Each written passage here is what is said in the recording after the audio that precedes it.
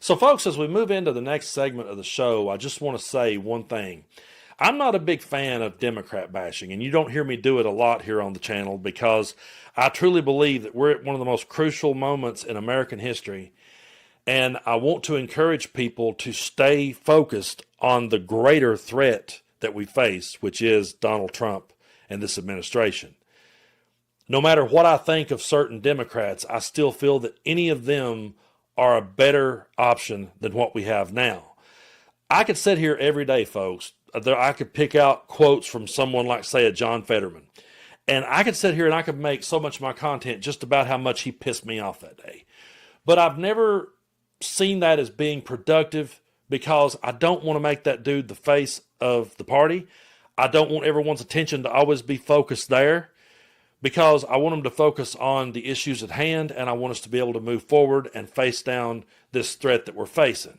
And as much as John Fetterman might piss me off, I still feel like that even he, as much as he's pissed me off, would be better than anything that Donald Trump could ever come up with. So I'm not a fan of doing the Democrat bashing. I feel like it's too easy. I feel like everybody does it. You see so many left-leaning people like Bill Maher. He just made a career out of it. So many people have decided to go that route. I don't want to, because I want us to always stay focused and on point, and I want to be a team player.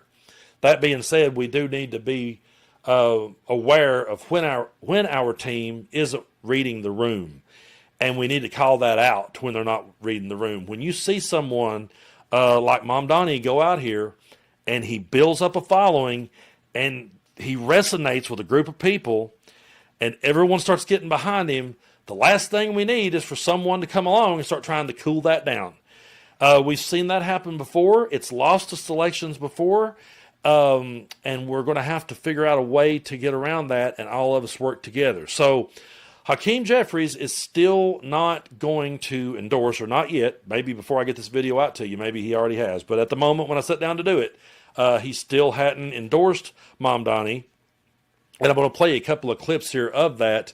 And we're going to talk more about why I feel this is a mistake from Jeffries and the people who are down on Mamdani. Take a look. Where do you land on this mayoral race in New York, and in particular on Mamdani, who is clearly now the front runner in this situation, won the primary? You have not publicly come out endorsed him yet. And I'm curious what you're thinking.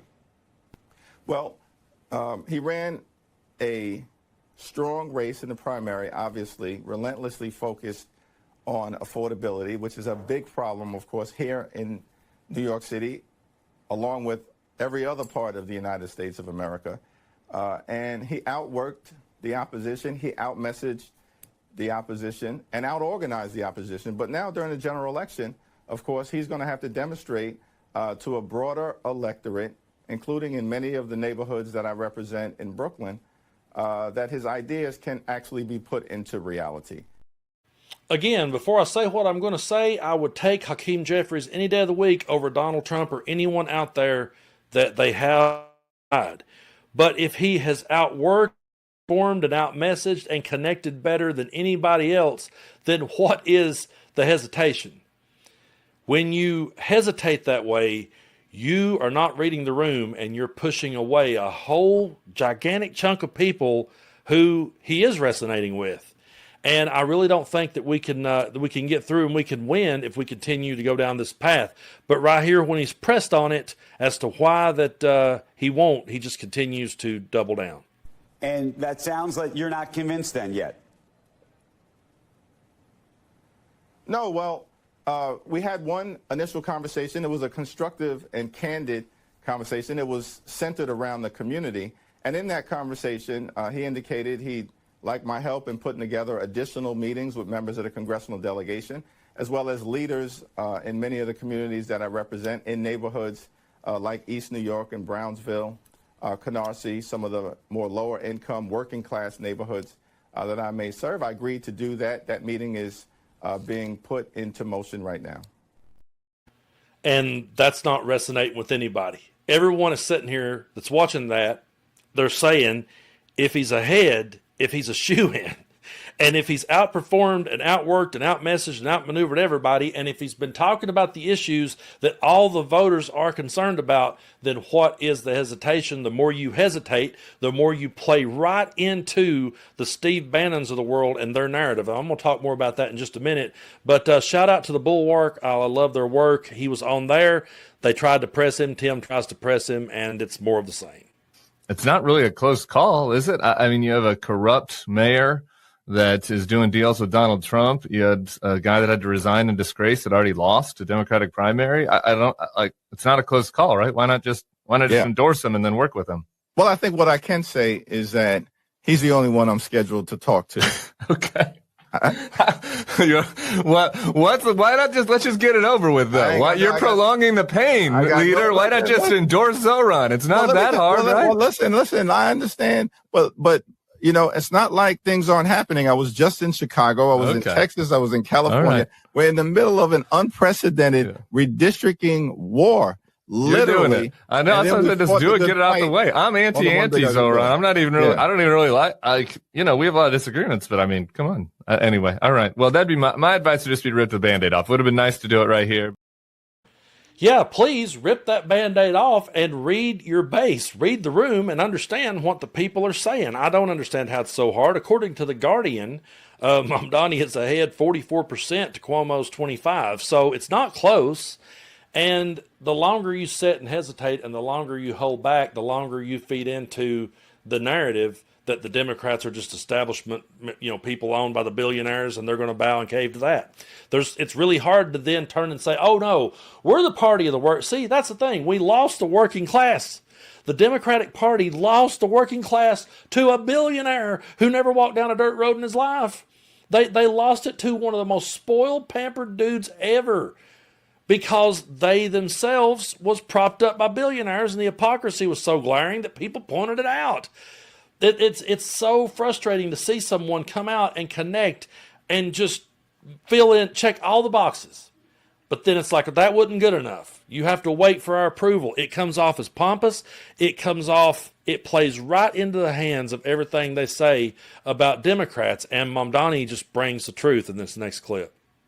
Some of the news that we saw come out just a few hours ago, which is that the president of this country, Donald Trump, has been coordinating with Andrew Cuomo in direct conversation with the former governor. It is Trump billionaires who have been opposing our campaign's vision for a city that New Yorkers can afford. It is Donald Trump himself who has been directly conspiring with candidates who have decided to give up the people that they are supposed to protect in lieu of securing power through the assistance of that same administration in Washington, D.C. This should be a race about addressing the questions of who will make the city affordable, who will ensure that each and every New Yorker is safe, who will bring our city forward, not an audition for the best jester for Donald Trump and his billionaire supporters. Whatever Donald Trump seeks to do to influence the outcome of this election, I have more faith in New Yorkers themselves, who have shown, whether it be in the previous presidential election or whether it be through this primary race, that they do not want to support our current president's vision of a New York City that is ripping immigrants from their homes, that is detaining New Yorkers on the basis of political expression, that in fact what they want is someone who can stand up to an authoritarian administration and to the billionaires that gave us that administration. He's spot on right there, and I just want to drive this point home. If Donald Trump opposes him so hard, and Donald Trump fears him so much, and Donald Trump is trying to get involved and make sure that he doesn't win, then why in the fuck would anybody on the Democratic side of the aisle be hesitating to get behind him and work with him and endorse him and say, no, we're going to stand up to you too. Here's this guy who's went out there, he's rallied up the base, he's outworked, outmaneuvered, outmessaged everybody, and Trump is opposing him at all turns. He's having to stand against that. Trump's sticking his nose into his mayor's race. And you're going to sit back and pause and hesitate and say, well, not just yet. Not just yet till we water you down a little bit. Not just yet till we dilute you. And then that way, when we do that, it's going to turn off everybody that you got excited, and we're going to lose again. Now, circling back to what I had to say about Steve Bannon, I don't like the dude. I'm not a fan. But I can recognize a strategist when I see one. And there's certain things that I really hate to give the devil his due on, but I have to admit there's certain things that he's right about. And one of the things that he talks a lot about is the Americans wanting a populist agenda. They want a populist idea. That's what everyone is going for. And it goes back further than just Mamdani. I'm not going to try to go back and give us all a history lesson here because a good chunk of my audience, I know the majority of my audience lived through this moment. But back in 2016, when you had Bernie over here and you had Trump over here, people were wanting that change then. That's what landed us in this boat. They were wanting that change back then. They were tired of the same corporate Democrats. They were tired of the same corporate Republicans, and they wanted to see something different. So over here, you had the Bernie Sanders supporters, and Bernie was filling up stadiums, and that message, the same one practically that Mamdani is talking about today, was resonating with people back then.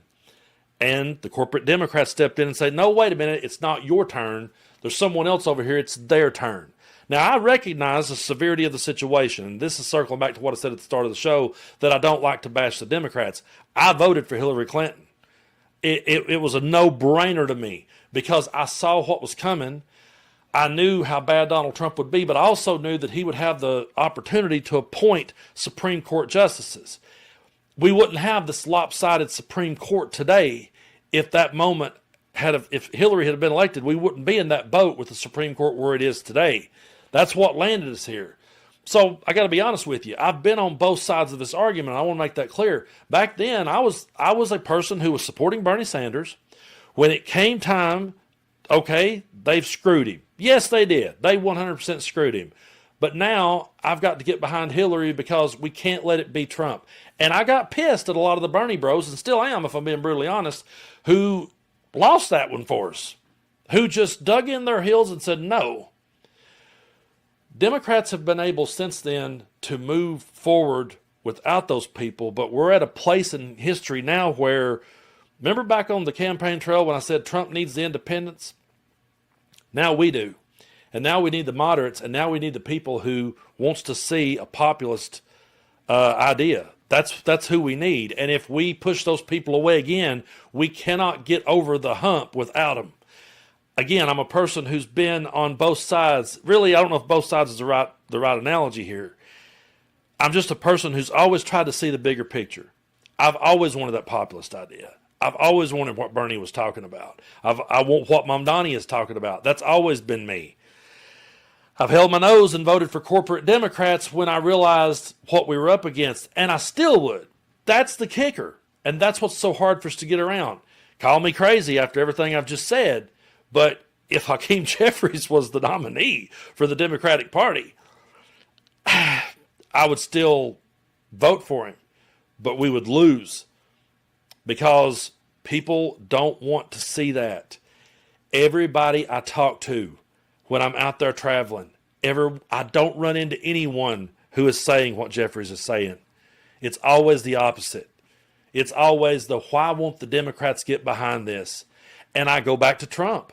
When Trump, came along, I don't think for one second that the Mitch McConnell Republicans wanted him. I don't think for one second they wanted that guy to be the face of their party. We could pull up all kinds of them saying, hey, this is going to be awful. We're going to really fuck up and we'll deserve it. They said everything about the guy. They didn't want him, but they saw him connecting and they realized, you know what? We can't win without him. They were willing to do that with someone on the wrong side of history, and they were willing to do that with someone who would throw the Constitution in the garbage and absolutely wreck America.